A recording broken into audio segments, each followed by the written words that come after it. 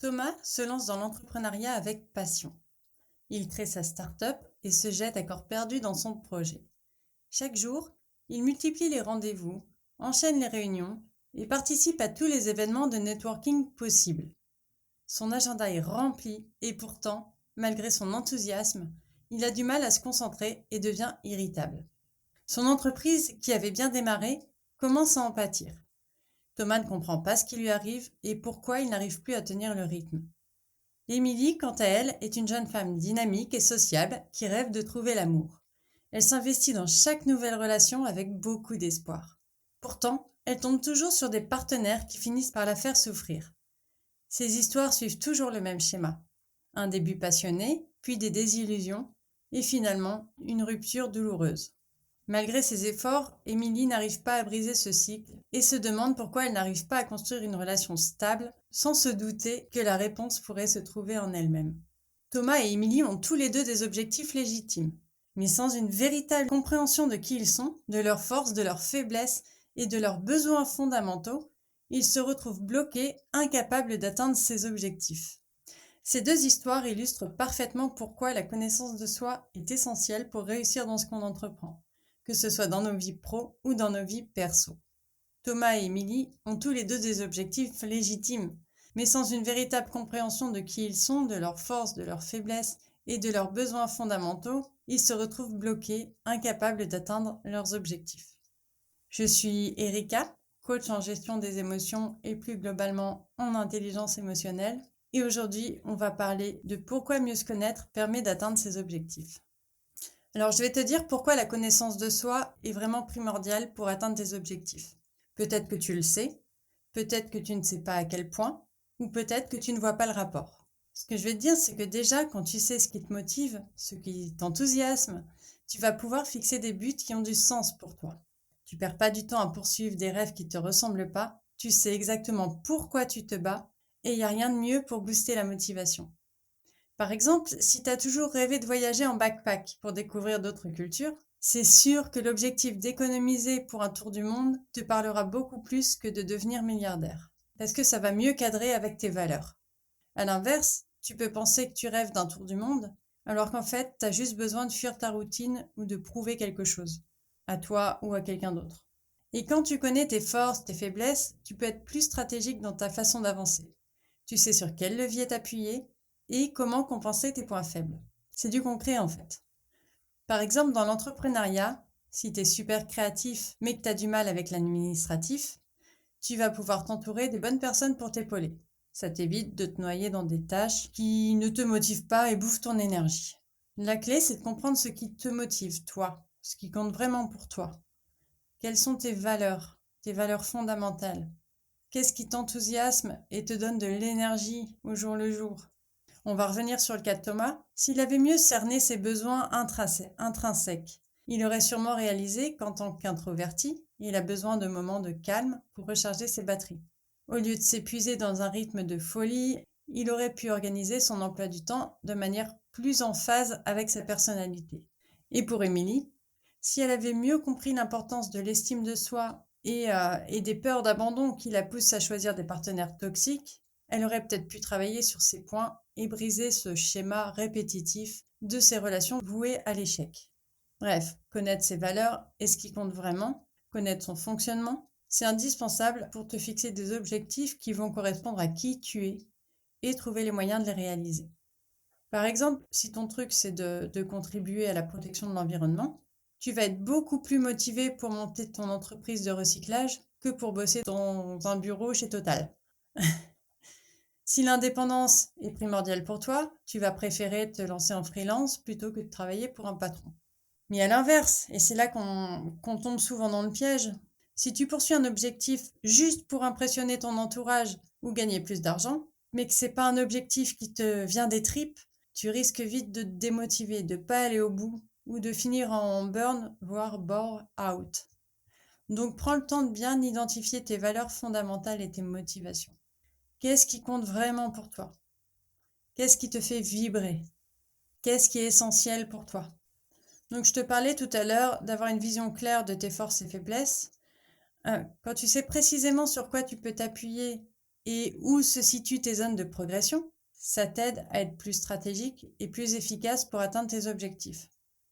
Dans le cas de Thomas, s'il avait mieux cerné, donc, comme je te disais, son tempérament introverti, il aurait compris que son besoin de moments de calme, son besoin de moments de réflexion, c'était en fait une force.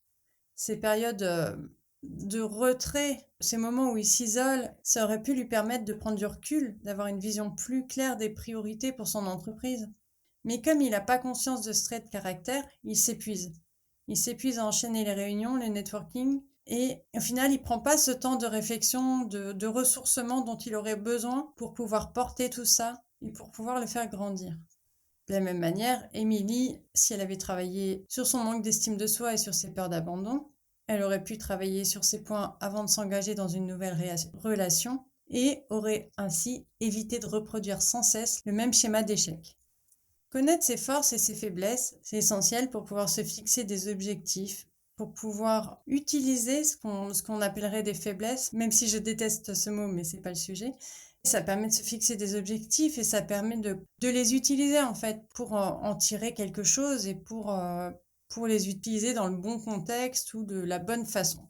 Parce que quand tu les connais, tu sais sur quoi t'appuyer, tu sais comment compenser tes points faibles et tu vas plus anticiper les obstacles et donc avancer de manière beaucoup plus sereine et efficace. Alors, prends le temps de faire un bilan honnête de tes compétences, de tes talents, mais aussi de tes limites et de tes zones d'ombre. Ça te permettra de prendre les bonnes décisions et d'atteindre ce qui compte vraiment pour toi. Et au-delà de tout ça, une connaissance en soi, en profondeur, permet aussi de comprendre les origines de tes blocages et donc de trouver les moyens de les surmonter. Parce que nos schémas de pensée, nos réactions émotionnelles sont souvent, on le sait, ancrés depuis l'enfance. Pour Émilie, son manque d'estime, sa peur de l'abandon, l'ont toujours poussée à reproduire sans cesse les mêmes patterns de relation. Et même si elle souhaite vraiment trouver l'amour, ces schémas inconscients qu'elle a l'empêchent de s'ouvrir aux autres de façon plus saine. Mais si elle explore cette partie d'elle-même, là, elle pourra identifier l'origine de ses blocages, elle pourra comprendre comment ils se concrétisent dans sa vie, dans ses choix, et elle pourra mettre en place les bonnes stratégies pour les déconstruire. Si Thomas arrive à identifier clairement son trait de caractère et à comprendre son importance pour lui, il pourra mieux organiser son emploi du temps.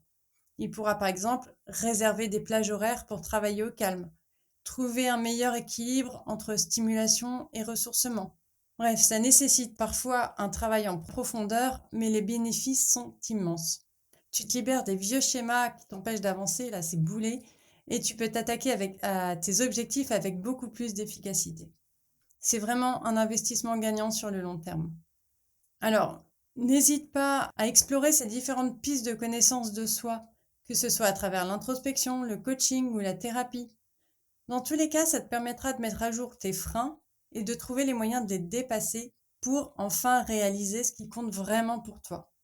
Bon, tu te doutes, je ne vais pas te laisser comme ça sans te donner des pistes pour que tu puisses avancer. Donc la question maintenant, c'est comment s'y prendre concrètement. Alors déjà, tu peux commencer par demander des feedbacks à ton entourage. Les regards extérieurs apportent souvent un éclairage sur nos forces, sur nos faiblesses et sur les tendances comportementales dont on n'a pas toujours conscience. Bien sûr, si tu fais la démarche de demander, sois prêt, prête à entendre ce qu'on peut te dire. Parce qu'on n'a pas toujours les réponses auxquelles on s'attend. Tu vas peut-être avoir un réflexe bouclier, c'est-à-dire rejeter complètement la remarque. Mais probablement que plus elle te touchera, plus tu devras y accorder de l'importance. Et surtout, jouer franc jeu avec toi. Tu peux aussi te concentrer sur tes valeurs. Les valeurs peuvent bouger en fonction de son vécu, de son évolution, de la compréhension de ce qui t'entoure. Et c'est pour ça qu'il faut les rechecker régulièrement. Parce que tes valeurs de maintenant, c'est pas les mêmes qu'il y a 10 ans et ça sera peut-être pas les mêmes que dans 10 ans. Alors, qu'est-ce qui compte vraiment à tes yeux? Qu'est-ce qui est plus important que tout pour toi? Tu peux aussi faire un bilan de tes réussites et de tes échecs. Quels sont les moments où tu as ressenti que tu étais à ta place, dans ton élément? Ces moments waouh où tu dis waouh, je suis bien là. Qu'est-ce qui t'a permis de réussir? Et inversement, qu'est-ce qui t'a le plus frustré ou déçu? Et enfin, réfléchis à tes rêves, tes passions, tes centres d'intérêt. Qu'est-ce qui t'enthousiasme de manière spontanée? Quels sont les sujets qui te fascinent et sur lesquels tu pourrais passer des heures? Une fois que tu auras une vision plus claire de qui tu es, la prochaine étape sera de recalibrer tes objectifs en conséquence. Par exemple, si tu réalises que l'indépendance et la liberté sont des valeurs essentielles pour toi, tu pourras alors te concentrer sur des buts qui te permettront de les exprimer vraiment, comme te lancer en freelance ou créer ton entreprise, ou en tout cas trouver des moyens d'avoir cette indépendance et cette liberté. À l'inverse, si tu prends conscience que ton besoin de sécurité est primordial, tu sauras alors mieux orienter tes efforts vers des options professionnelles plus stables et plus pérennes. Et ensuite, tu feras des choix qui te correspondent et tu auras toutes les chances de les voir aboutir avec succès. Alors, on arrive déjà à la fin de cet épisode qui, je l'espère, t'a permis de saisir à quel point la connaissance de soi est essentielle pour atteindre tes objectifs, quels qu'ils soient. En connaissant en profondeur qui tu es, tes valeurs, tes besoins, tes traits de caractère, tu gagnes en clarté et en conséquence et en cohérence dans tes choix et tes actions. Tu peux te concentrer sur ce qui te correspond vraiment et ce qui te donne toutes les chances de réussir. Si tu souhaites approfondir la connaissance de toi, comprendre quels pourraient être tes blocages, je serais ravie de t'accompagner. On pourrait faire ensemble un bilan complet pour t'aider à définir des objectifs qui te correspondent ou comprendre pourquoi tu répètes les mêmes erreurs. N'hésite pas non plus à partager cet épisode avec ton entourage et à me faire part de tes impressions. La semaine prochaine, on parlera de comment se sentir mieux avec son image corporelle. D'ici là, je te souhaite une belle semaine et je t'embrasse.